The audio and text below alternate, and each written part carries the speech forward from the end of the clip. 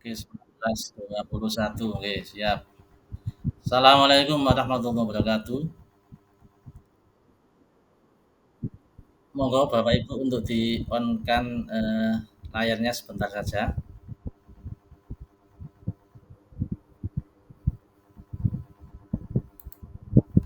Bismillahirrahmanirrahim. Alhamdulillahirabbil alamin wa bihi nasta'inu ala umurid dunya waddin.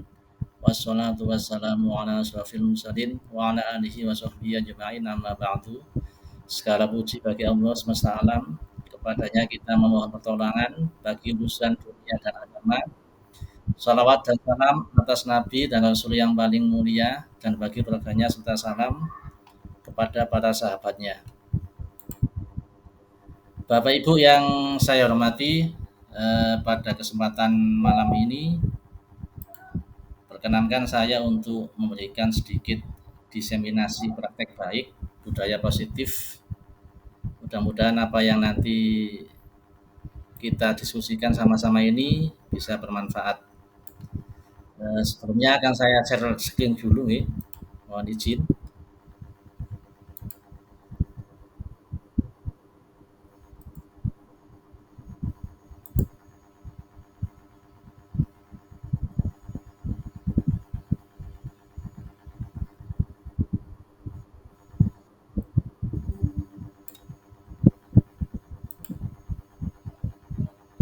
Gambarnya kelihatan Bu ya, presentasinya ya.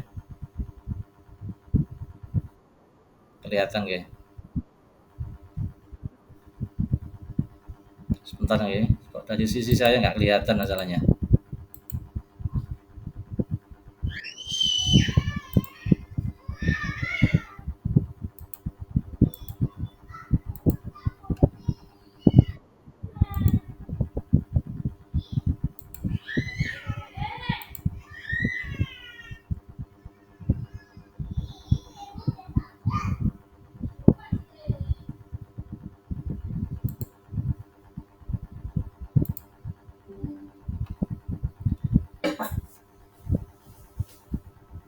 Baik Bapak Ibu, untuk kesempatan pada hari ini agendanya yang pertama pembukaan 10 menit, dilanjutkan dengan sharing, kemudian untuk penutup selama 10 menit.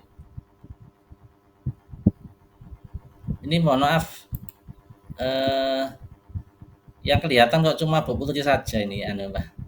Apa memang anu ya? Oh ya, ya mohon maaf. Sebentar.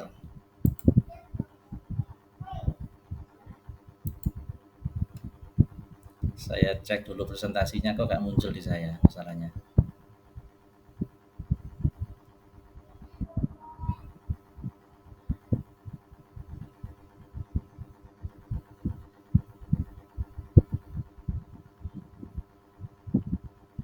Presentasinya bisa dilihat Bu ya, Bapak Ibu. Mohon maaf. Presentasinya apa bisa terlihat jelas ya? Oke, siap. Oke, saya lanjutkan. Untuk pembukaan ini yang pertama seperti biasanya ada salam guru penggerak, salam bahagia. Kemudian berikutnya kita berdoa bersama-sama, mudah-mudahan apa yang menjadi kegiatan pada malam hari ini bisa bermanfaat. Al-Fatihah.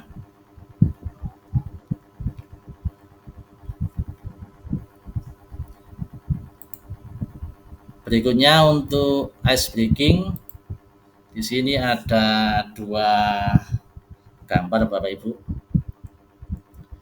Dari dua gambar ini eh, kira-kira perbedaannya ada berapa Bapak Ibu? Mungkin bisa menyebutkan tiga saja perbedaannya. Oh, silakan.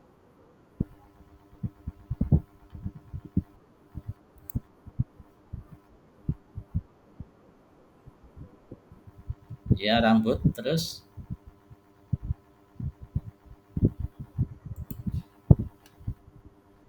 apalagi Bapak Ibu?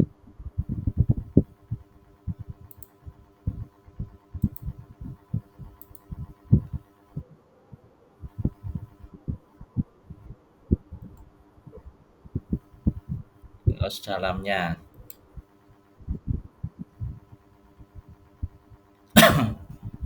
Beda ya kaos dalamnya mungkin ya.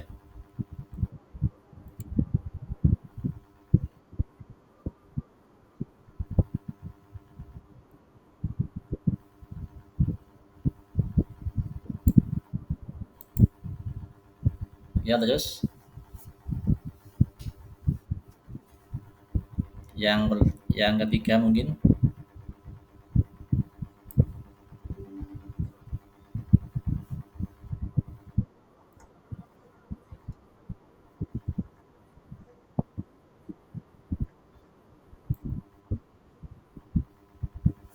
rambutnya yang sebelah depan ini ya.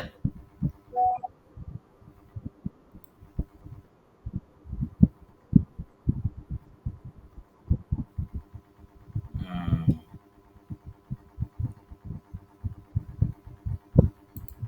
terus mungkin lebih dari tiga mungkin atau mungkin cukup tiga itu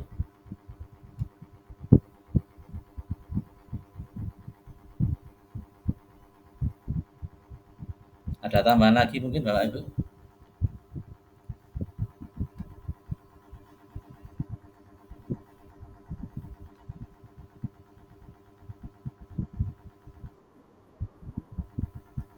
Kuncinya kenapa Bu?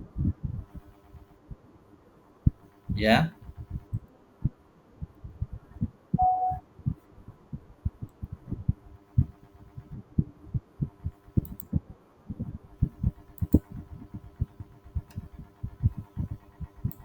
ada lekuannya ya.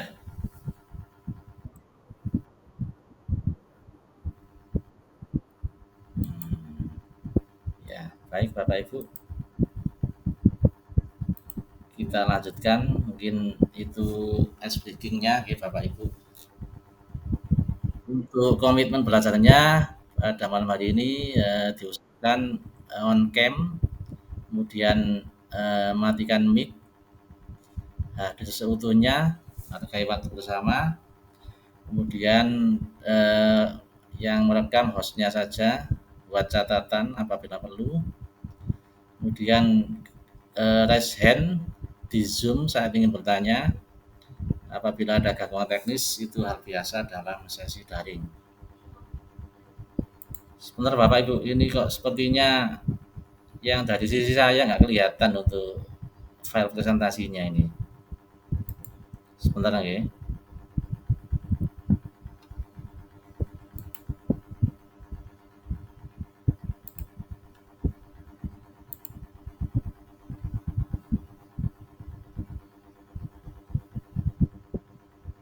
Sebentar nih, minta waktu sebentar untuk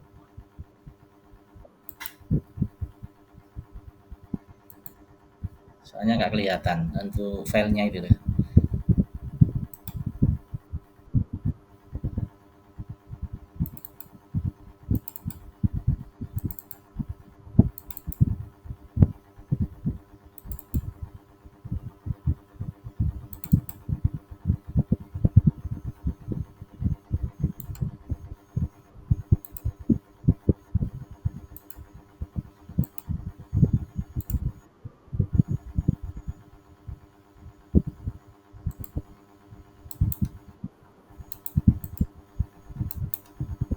Saya buka di Chrome biar kelihatan.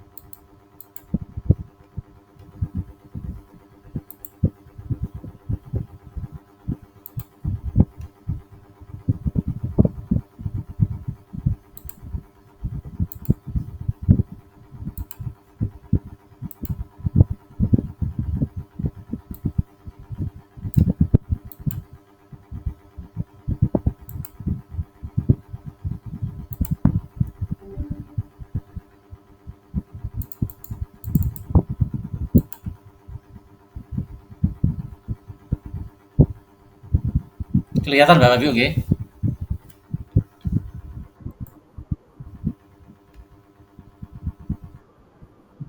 Sekarang hilang ya? Filenya hilang. Oh ya, oke. Saya tampilkan kembali.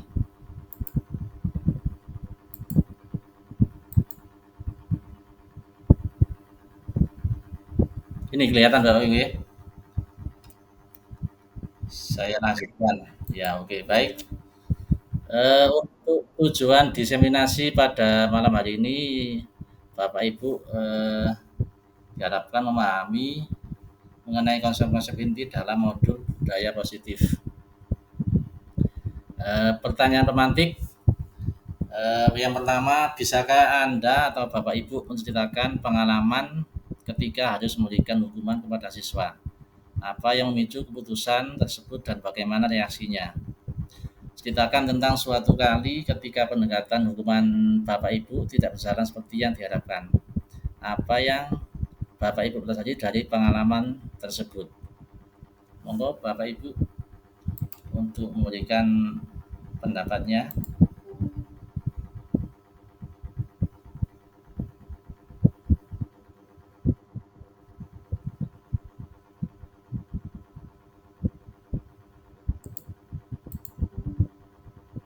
Silakan. Pengalaman Bapak Ibu waktu mungkin memberikan hukuman kepada siswa, kemudian apa yang mendasari dari keputusan tersebut dan bagaimana reaksi eh, siswa tersebut kepada Bapak Ibu.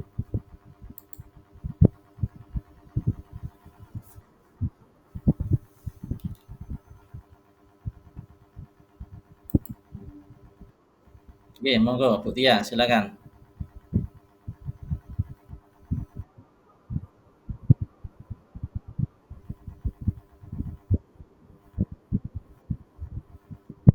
Oke,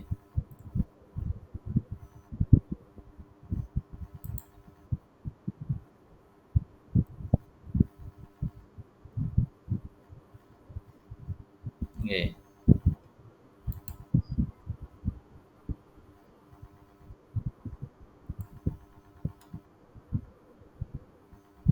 oke,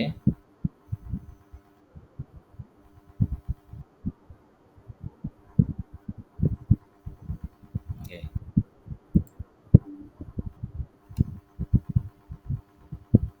oke. Terus mungkin yang kedua Bu, pendekatan hukuman, apakah berjalan seperti yang diharapkan?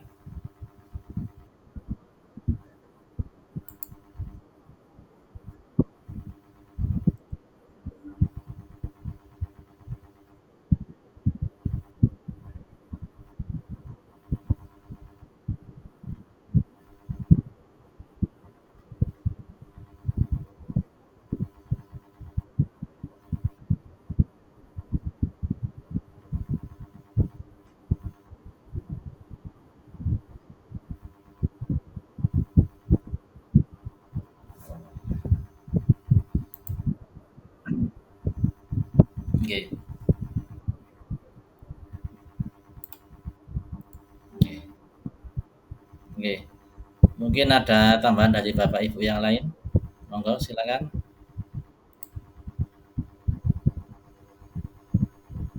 Monggo, Bu Putri, silakan.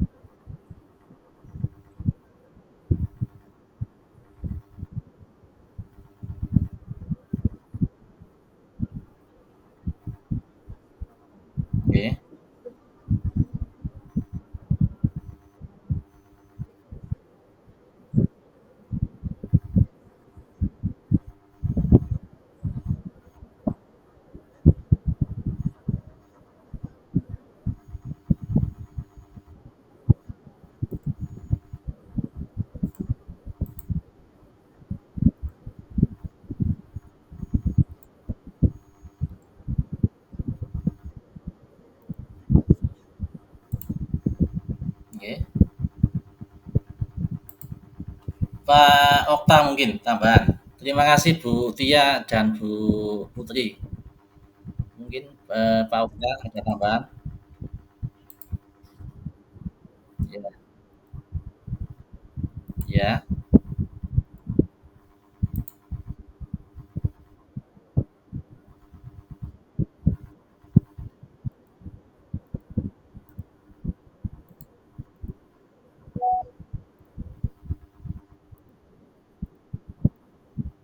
ya.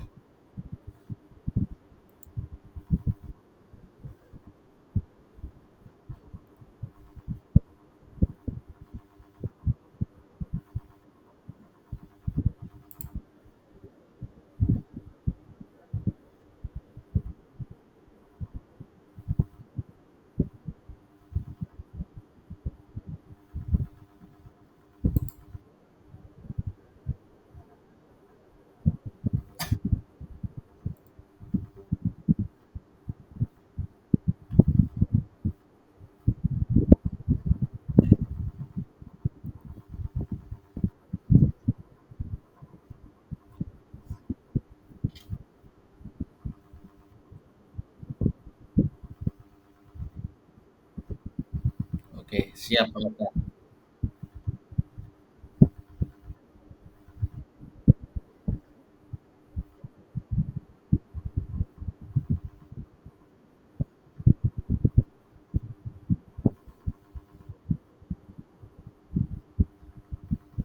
Oke, siap.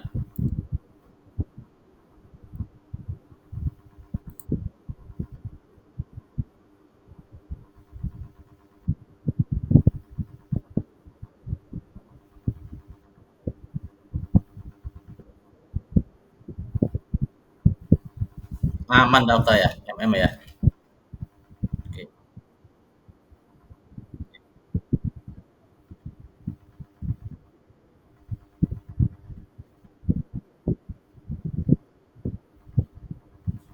oke. Oke, terima kasih Pak Okta sudah sharing pengalaman. Baik, Bapak Ibu, kita lanjutkan. Eh, jadi apa yang disampaikan Bapak Ibu barusan, Bu Tia, kemudian Bu Putri sama Pak Okta, itu adalah suatu metode bagaimana untuk menyikapi anak yang bermasalah. Nah, di sini nanti kita belajar bagaimana perubahan paradigma yang akan kita lakukan ke depan. Ada kegiatan keparentangan, ada A dan B. A memiliki sebuah koin yang sangat berharga dan mengenggamnya erat di satu tangan. B memiliki waktu 5 menit untuk membuat A membuka tangan dan menyerahkan koin tersebut menggunakan cara apapun kecuali kekerasan fisik. Jika A tidak memiliki kelemahan, berarti A ini super mungkin ya, tidak memiliki kelemahan ya. Apa strategi yang paling efektif yang bisa digunakan B untuk mencapai tujuannya, yaitu kepingin memiliki koin tersebut dalam waktu 5 menit ya. Monggo Bapak Ibu ada pendapat untuk contoh yang ada di slide ini.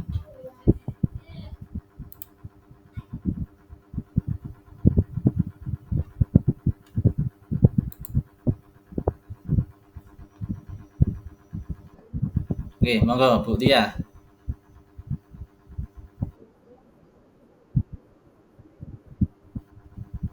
Ya, ya. Intinya diiming-imingi gitu ya. Ya. Oke, terima kasih Bu Tia. Mungkin ada pendapat yang lain, Bapak Ibu.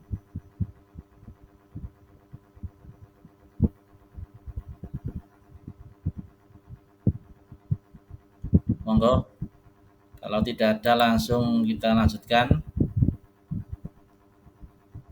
Eh, di slide berikutnya ini kita mengetahui bahwa ternyata terjadi miskonsepsi tentang teori kontrol nih Bapak Ibu.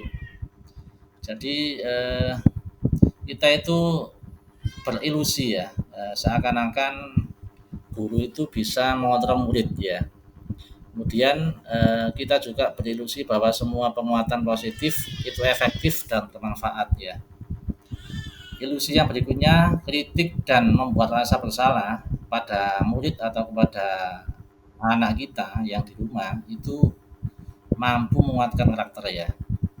Kemudian ilusi yang berikutnya, ilusi bahwa orang dewasa itu berhak memaksa. Itu mungkin memaksa kalau di rumah itu memaksa anak kita, atau mungkin kalau di sekolah itu memaksa siswa kita, atau mungkin memaksa teman kita, atau memaksa anak kecil pokoknya ya, orang dewasa kepada anak kecil ya, seperti itu Bapak Ibu. Ini ilusi mengontrol murid, guru mengontrol murid ya. Pada dasarnya kita tidak dapat memaksa murid untuk berbuat jika murid tersebut memilih untuk tidak melakukannya.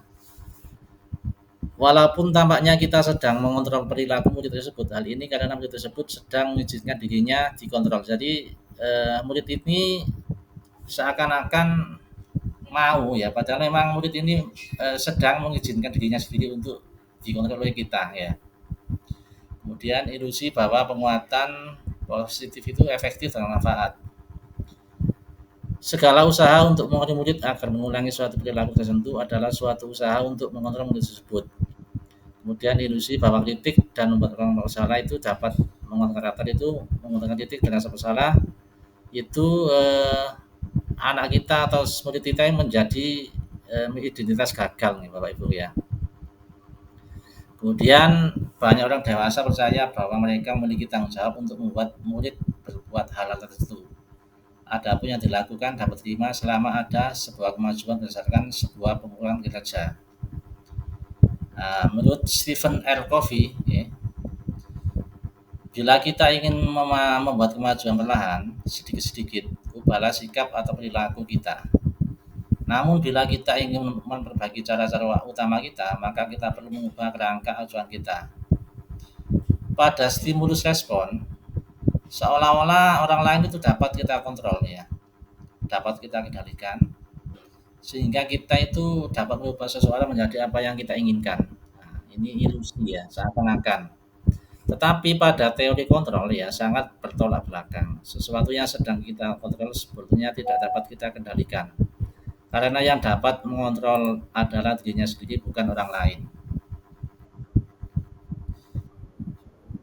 Siapa yang sesungguhnya itu memiliki kontrol ya? Di stimulus respon, kita itu mencoba mengubah orang agar berpandangan sama dengan kita. Sedangkan di teori pilihan, kita berusaha memahami pandangan orang lain tentang dunia.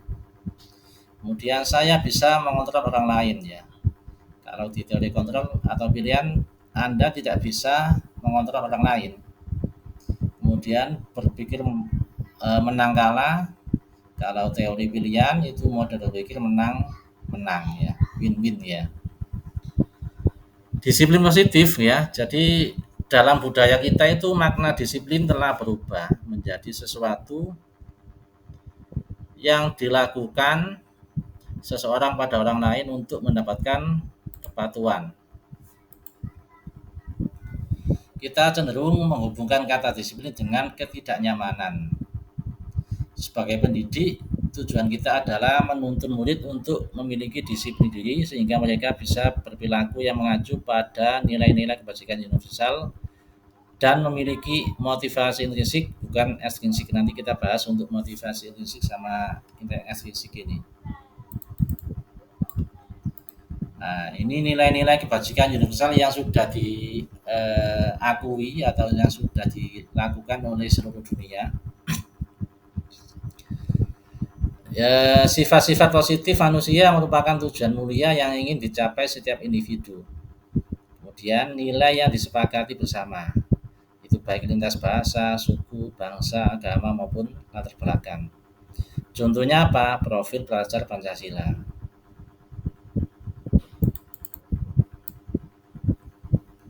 Apa motivasi perilaku manusia itu? Yang pertama, untuk menghindari ketidaknyamanan atau hukuman. Nah, kemudian untuk mendapatkan imbalan atau penghargaan. Dua ini biasanya ya.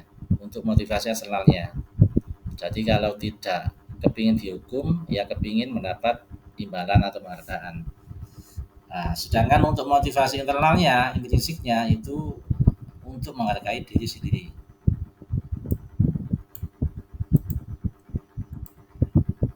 Motivasi internal ini bisa menciptakan disiplin positif atau sikap merdeka.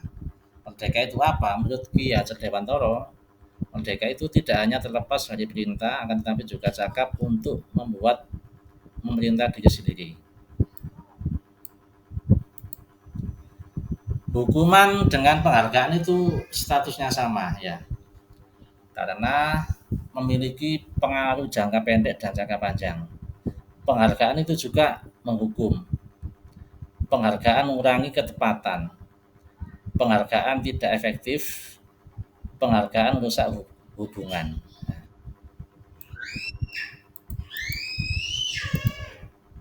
Penghargaan itu juga akan menurunkan kualitas suatu pekerjaan. Juga akan mematikan kreativitas.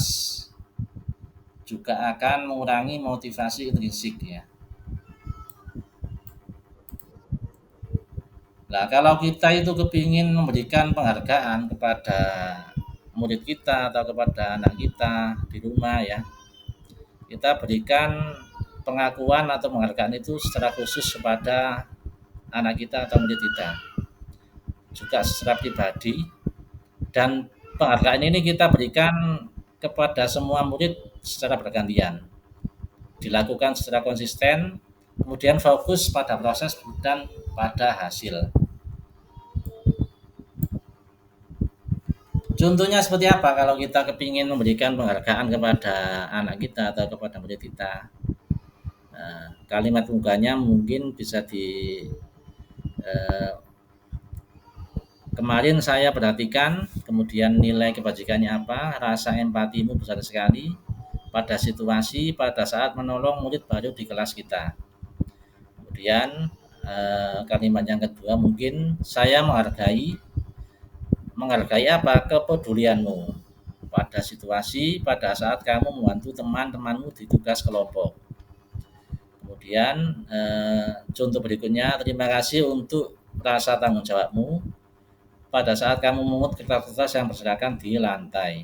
Ini kalau kita kepingin memberikan pengakuan atau apresiasi kebajikan. Baik, perbedaan hukuman dan konsekuensi. Kalau hukuman itu sesuatu itu menyakitkan dan harus terjadi. Kalau konsekuensi sesuatu itu harus terjadi. Hukuman itu membuat anak itu sakit, fisik maupun hati, ya, mangkel ya, untuk jangka waktu yang lama, bahkan bisa menjadi dendam ini ya. Kalau konsekuensi itu membuat anak merasa tidak nyaman dalam waktu jangka pendek ya, tidak lama, tidak sampai mendendam. Hukuman juga membuat anak kita atau murid kita itu akan membenci kedisiplinan. Kalau konsekuensi itu membuat anak kita menghargai disiplin. Hukuman ini bersifat paksaan, jadi dipaksa ya. Kalau konsekuensi ini ada stimulus kemudian tanggapan. Hukuman itu mendorong anak menyakiti diri sendiri. Kalau konsekuensi itu mendorong anak agar mudah menyesuaikan diri. Hukuman ini adalah konsep diri yang buruk ya. Kalau konsekuensi konsep diri yang baik. Hukuman itu anak belajar untuk menyembunyikan kesalahan. Jadi anak ini akan sering berbohong. Kalau kita punya anak itu atau murid itu senang bohong, berarti anak itu tandanya sering dihukum ya. Konsekuensi anak ini akan belajar untuk mematuhi peraturan. Hukuman ini membuat anak kita atau murid kita ya, ini berlaku di rumah maupun di sekolah. Mereka akan marah kepada kita, kemudian mereka juga akan merasa bersalah karena dipermalukan, merasa tidak dihargai, akhirnya anak ini menjadi rendah diri. Konsekuensi itu kehilangan hak, dibuat tidak nyaman, diasingkan untuk sementara. Seperti itu Bapak Ibu. Ini saya membuat sebuah kalimat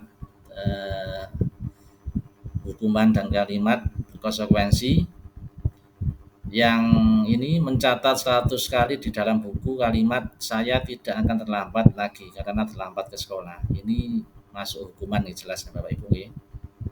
Karena dadak ya. Ujuk-ujuk langsung mencatat ya. Kemudian lari mengelilingi lapangan basket 2 kali karena terlambat 10 menit untuk pelajaran PJOK. Ini jelas konsekuensi. Karena memang anak ini terlambat 10 menit, maka logis sekali ya dikasih konsekuensi untuk berkeliling lapangan basket selama 2 kali.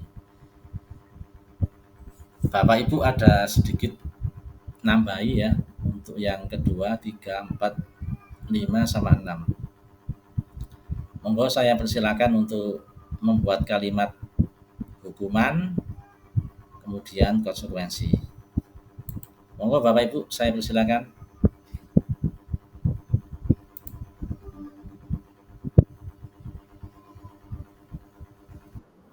Monggo Bu Tia, silakan.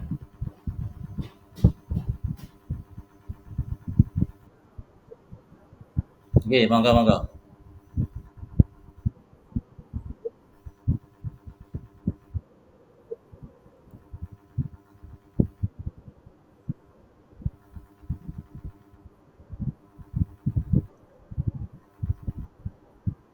Oke.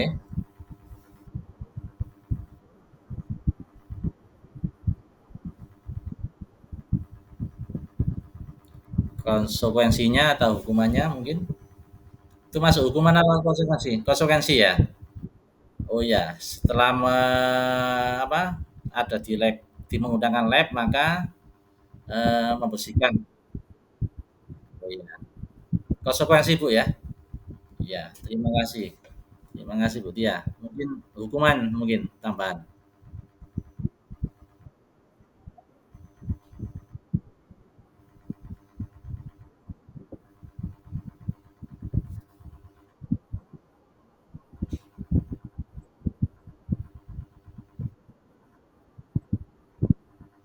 Itu hukuman Bu ya. Oke. Terima kasih Bu Tia. Bu Putri, monggo silakan.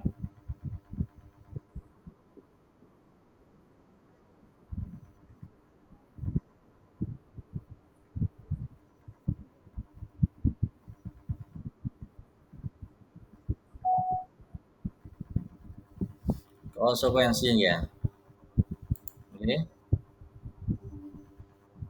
Hukumannya barangkali ada lagi Bu, Bu Putri tambahan. Oh, sudah.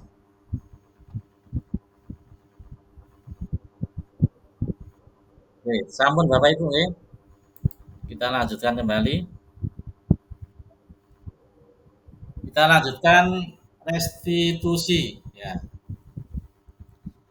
Restitusi itu proses menciptakan kondisi bagi murid untuk memperbaiki kesalahan mereka sehingga mereka bisa kembali pada kelompoknya dengan karakter yang lebih kuat. Restitusi ini juga merupakan proses kolaboratif yang mengajarkan murid untuk mencari solusi untuk masalah mereka dan membantu murid berpikir tentang orang seperti apa yang mereka ingin menjadi dan bagaimana mereka harus memperlakukan orang lain.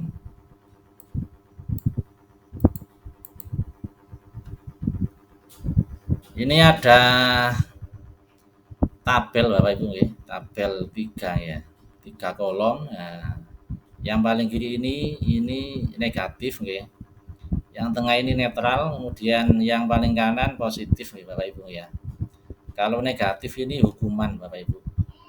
Karena ini sesuatu yang menyakitkan harus terjadi Bapak Ibu. Kemudian juga membuat anak itu atau murid itu akan membenci peraturan. Kalau yang konsekuensi ya, ini sifatnya netral. Sesuatu itu harus terjadi. Nah, ini maka murid ini akan menghormati peraturan. Sedangkan restitusi ya, restitusi ini pilihan ya. Nah, murid ini akan menghormati dirinya dan orang lain. Nah, seperti itu Bapak Ibu. Apa ciri-ciri restitusi? Yang pertama, bukan untuk menebus kesalahan, namun untuk belajar dari kesalahan. Kemudian berikutnya memperbaiki hubungan, kemudian bersifat tawaran bukan paksaan. Jadi kita menawarkan solusi, Bapak Ibu ya. Model restitusi ini menuntun untuk melihat ke dalam diri mereka ya, refleksi. Kemudian restitusi juga mencari kebutuhan dasar yang mendasari tindakan. Berikutnya, restitusi adalah cara yang paling baik. Yang ketujuh, restitusi fokus pada karakter bukan tindakan. Kemudian, restitusi fokus pada solusi. Yang terakhir, restitusi mengembalikan murid yang berbuat salah pada kelompoknya. Lanjut ke keyakinan kelas, Bapak Ibu. Mengapa kita itu tidak membuat peraturan saja, tetapi harus keyakinan kelas? Contohnya, mengapa kita memiliki peraturan harus menggunakan helm bila mengendarai kendaraan roda 2? Untuk mendukung motivasi intrinsik, kembali ke nilai-nilai atau keyakinan-keyakinan lebih menggerakkan seseorang dibandingkan mengikuti serangkaian aturan-aturan. Jadi orang itu lebih cenderung untuk kembali ke nilai-nilai atau keyakinan-keyakinan, itu lebih manut seseorang tersebut dibanding dengan harus mengikuti banyak peraturan. Nah, ini kalau Bapak Ibu mungkin bagaimana itu membuat keyakinan kelas ya, itu cirinya itu lebih abstrak dari peraturan gitu ya. Kemudian berupa pernyataan universal ya, contohnya saling menghormati, saling menghargai ya, kerapian ya, kedisiplinan dan sebagainya. Kemudian kalimatnya itu dibuat dalam bentuk kalimat positif ya. Nah, berikutnya itu semua warga kelas atau sekolah itu dilibatkan pada saat membuat keyakinan tersebut ya. Kemudian sesuai dengan kondisi kelas dan sekolah akan mudah diterapkan ya. Jadi tidak mengada-ngada, disesuaikan dengan kondisi sekolah yang ada di tempat kita.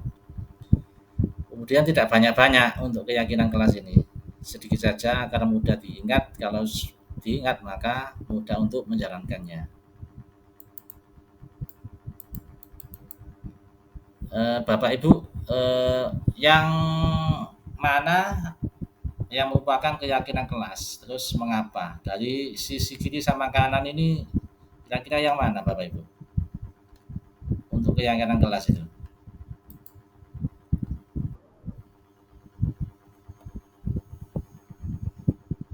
Bu Asia, monggo Bu Asia.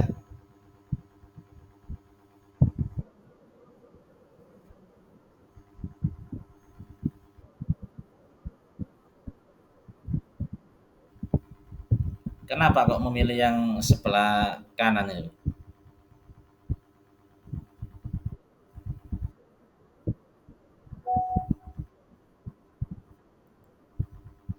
Intrinsik.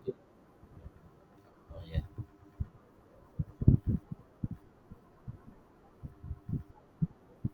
ya siap.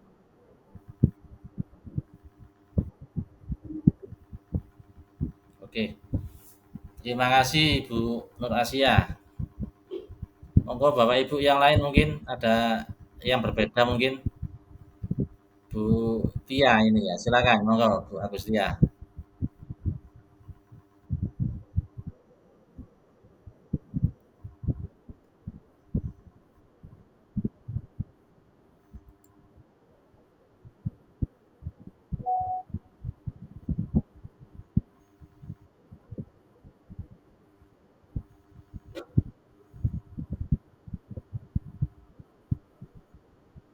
Ya.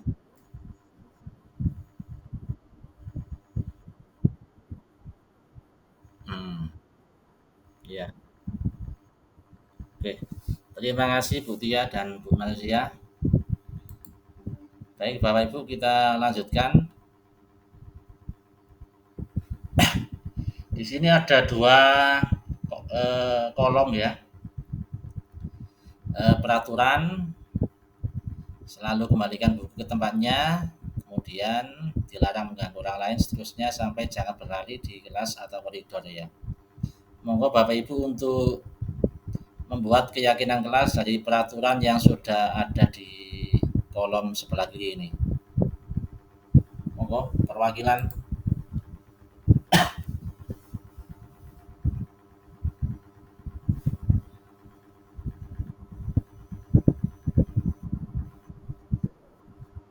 Bu Agustia, nggih monggo silakan.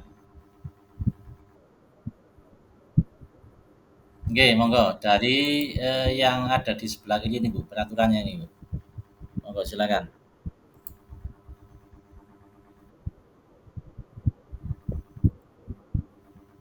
Oke, nggih, monggo.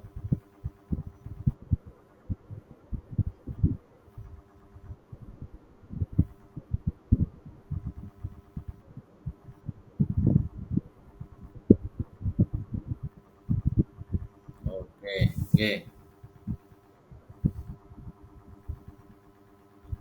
Mungkin ada tambahan dari Bapak Ibu yang lain?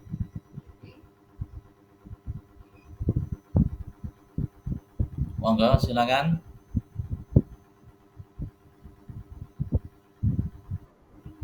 Bu Putri, monggo nggih, silakan.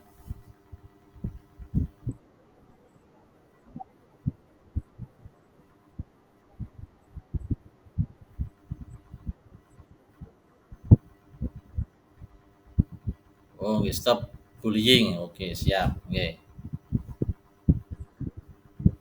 Nggih. Monggo Bapak Ibu yang lain mungkin.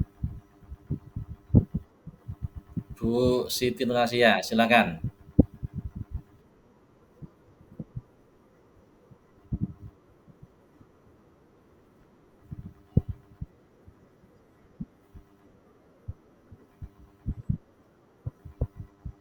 Oh, oke, siap. Terima kasih Bapak Ibu yang sudah menjawab. Coba kita lihat di slide berikutnya.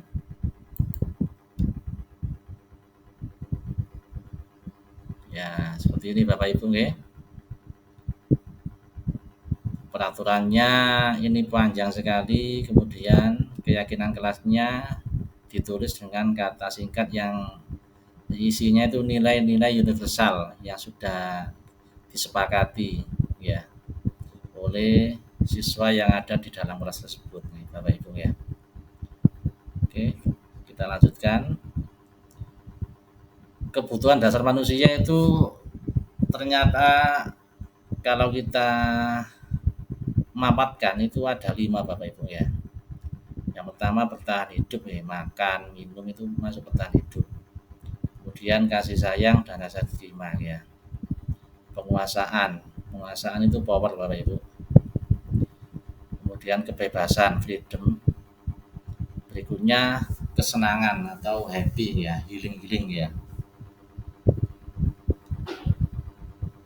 5 posisi kontrol guru ya, atau mungkin juga ini bisa masuk orang tua ya. Nah, yang pertama itu penghukum ya Bapak Ibu ya. Penghukum itu sukanya itu menghardik ya, menunjuk-nunjuk kemudian menyakiti, menyindir ya. Perkataannya contohnya itu kalau kamu tidak melakukannya, awas ya, rasakan ya. Hasilnya pada siswa atau anak kita, maka mereka akan memberontak ya. Kemudian senangannya itu menyalahkan orang lain, kemudian juga suka berbohong ya. Kemudian murid ini akan berkata, biarkan saja, nanti juga marah-marah lagi ya. Karena mungkin kadung seringnya ya. Dampaknya pada murid apa? Mereka akan selalu mengulangi kesalahan yang sama ya. Kemudian posisi kontrol yang kedua itu membuat orang merasa bersalah. Berbuat bersalah ya. Jadi ini sukanya ini suka membuat murid atau anak kita itu merasa bersalah ya. Contoh kalimatnya seperti apa? Kamu seharusnya sudah tahu, ibu lelah sekali mengatakannya, ibu stres ya. Hasil kepada murid apa? Hasilnya itu hampir sama dengan yang penghukum tadi itu, menyembunyikan, kemudian menyangkal, berbohong ya. Kemudian apa yang biasanya sering dikatakan oleh murid tersebut itu biasanya maafkan saya ya.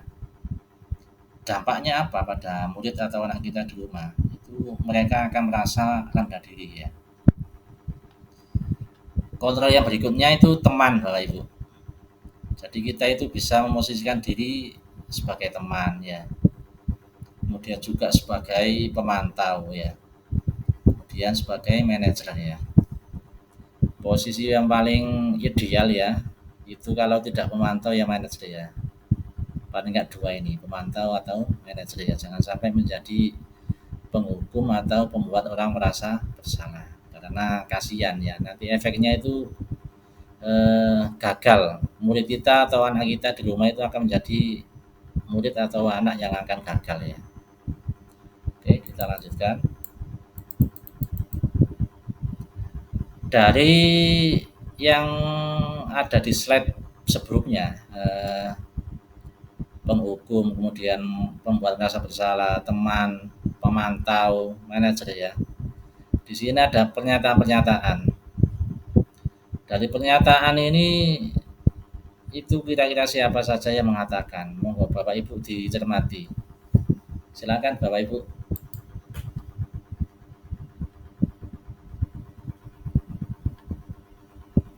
Monggo.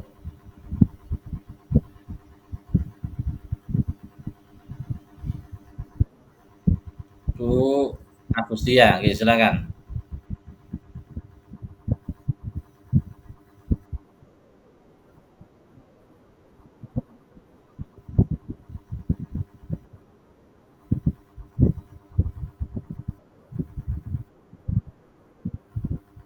Oke,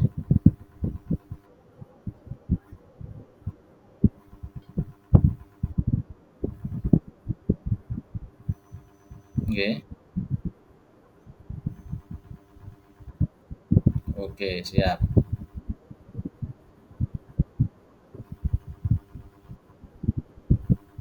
Oke,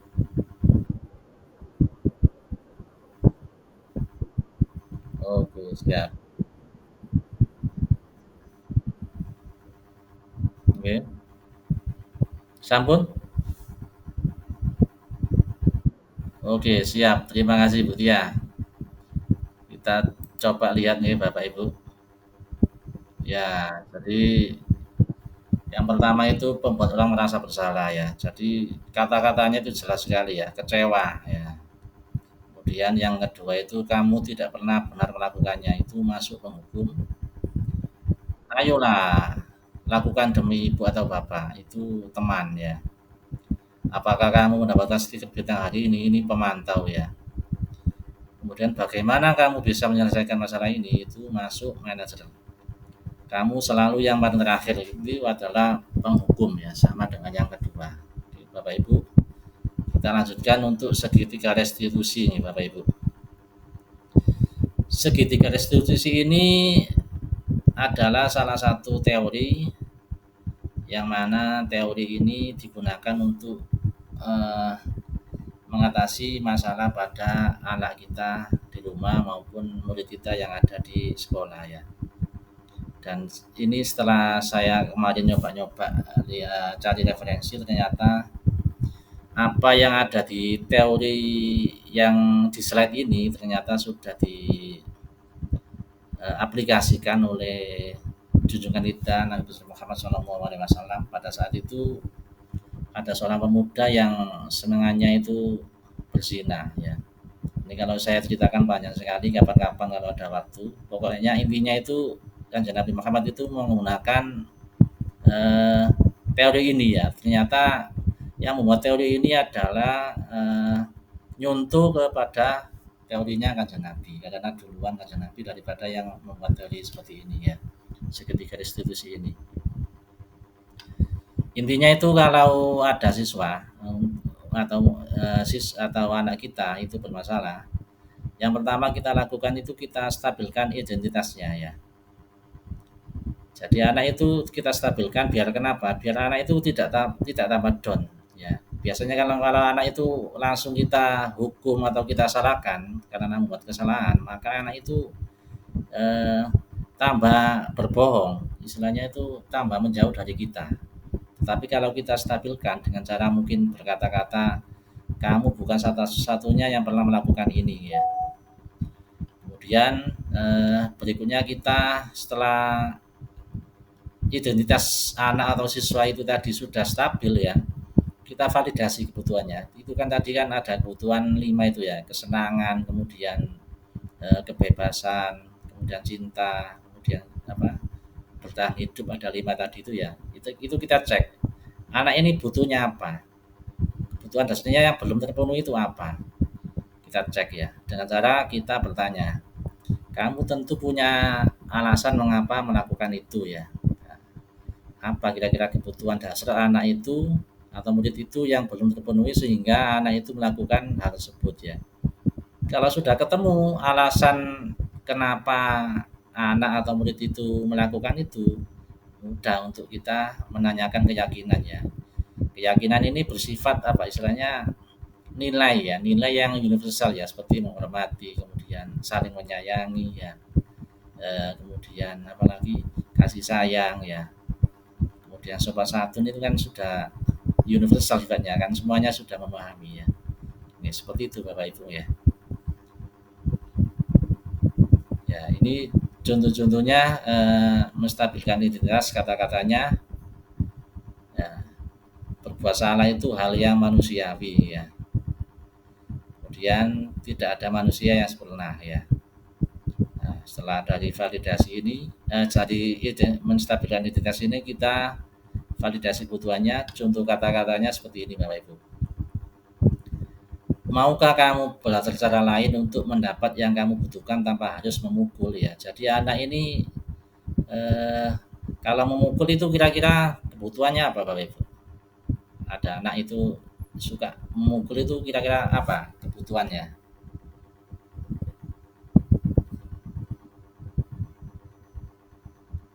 Penguasaan ya mungkin ya. Jadi anak ini senang kepingin apa? Istilahnya kepingin berkuasa. Kepingin menunjukkan bahwasanya anak ini kuat berkuasa. Akhirnya senangannya mukul ya. Nah ini tapi cara penyalurannya salah dengan cara memukul. Maka kita tanya istilahnya kenapa istilahnya itu eh, punya alasan apa? Kenapa kok melakukan hal itu? Kita tanya alasannya ya. Nanti akan ketemu. Ya. Kalau sudah divalidasi kebutuhannya, kita tanyakan keyakinannya. Ya. Apa kata-katanya? Nilai apa yang kita percaya di kelas atau sekolah kita, atau nilai universal ya, universal yang ada di masyarakat atau di rumah ya. Nah, yang sudah disepakati di masyarakat tersebut ya. Ya, seperti itu Bapak Ibu. Nah, berikutnya intervensi 30 detik ya. Intervensi ini hampir sama dengan menstabilkan identitas ya. Nah, jadi ini membantu murid kembali ke tujuan semula ya. Dengan cukup singkat dan dengan cara non konfrontatif ya. Pertanyaan-pertanyaannya ya, apakah kamu ingin berbuat lebih baik, kemudian bagaimana kamu ingin diperlakukan pada kegiatan ini, bisakah kamu melakukannya ya, kemudian apa yang kamu inginkan, peraturannya seperti apa. Seperti itu Bapak Ibu. Mungkin yang terakhir nih, ini refleksi. Refleksi ini kira-kira Bapak Ibu setelah mengikuti diseminasi ini, kira-kira paradigma apa yang berubah yang Bapak Ibu dapatkan ya. Itu yang pertama. Yang kedua, perasaan Bapak Ibu itu selama mengikuti sesi ini seperti apa, khususnya mengenai makna disiplin dan motivasi intrinsik ya dari diri sendiri ya.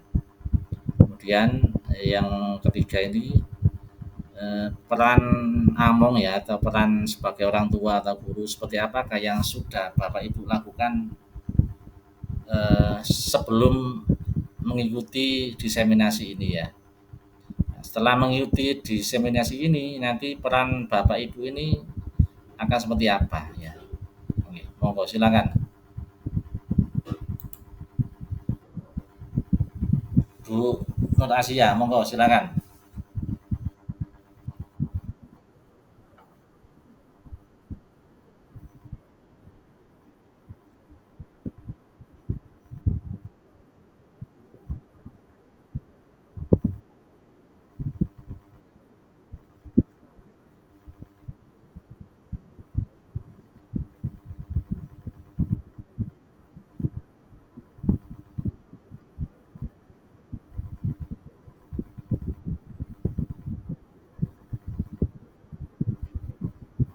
Oke,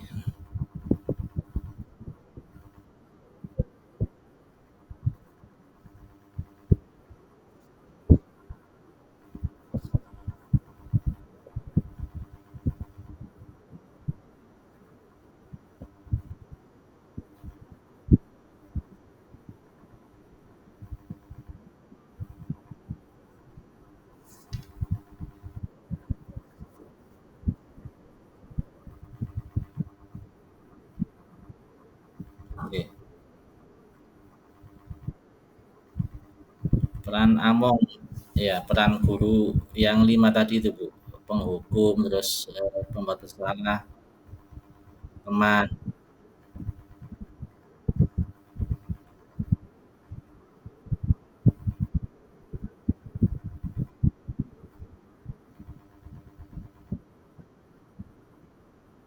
oke. Hmm.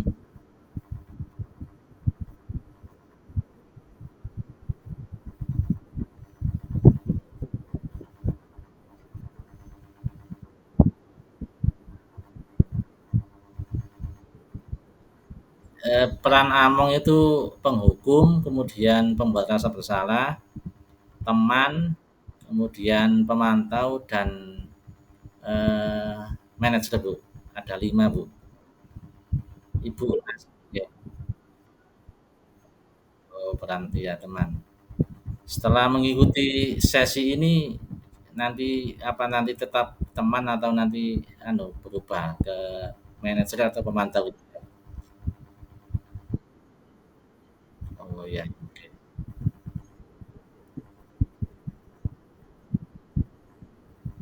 Oke, oke. Ya, terima kasih Bu Siti, terima kasih ya atas refleksinya. Mungkin ada tambahan dari Bapak Ibu yang lain, monggo untuk refleksi.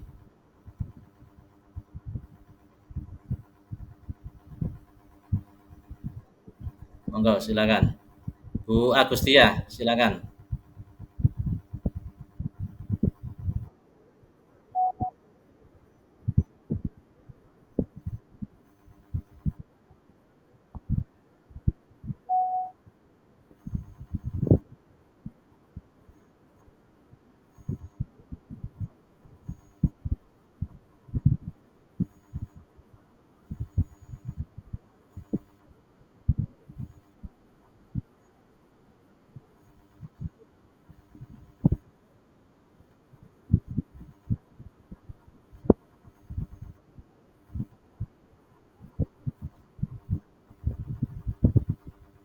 Oke, siap.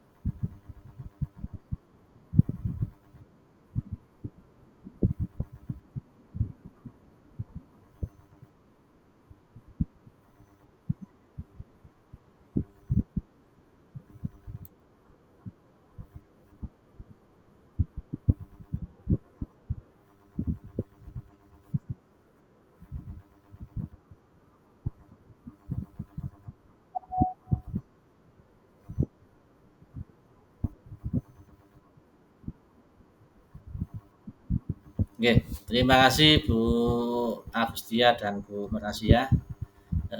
Bapak Ibu, kita sudah sampai di penghujung acara. Mungkin apa yang saya sampaikan ini sudah kedua kalinya, ya. Jadi sebelumnya kita sudah diseminasi, tetapi karena ada sesuatu hal yang dianggap oleh fasilitator mungkin kurang, maka kita ulangi lagi. Jadi mungkin eh, agak agak kurang greget ya untuk yang malam ini, tidak apa-apa. Eh, saya ucapkan terima kasih kepada Bapak Ibu yang sudah meluangkan waktunya untuk istilahnya diseminasi pada malam hari ini. Monggo sebelum kita akhiri, monggo Bapak Ibu untuk di on kan kameranya untuk yang terakhir kali.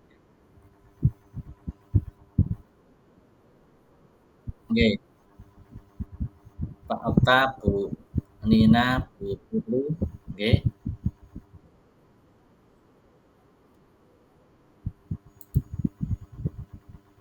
oke. Oke, terima kasih Bapak Ibu. Mohon maaf sudah mengganggu waktunya. Saya akhiri. Assalamualaikum warahmatullahi wabarakatuh. Monggo.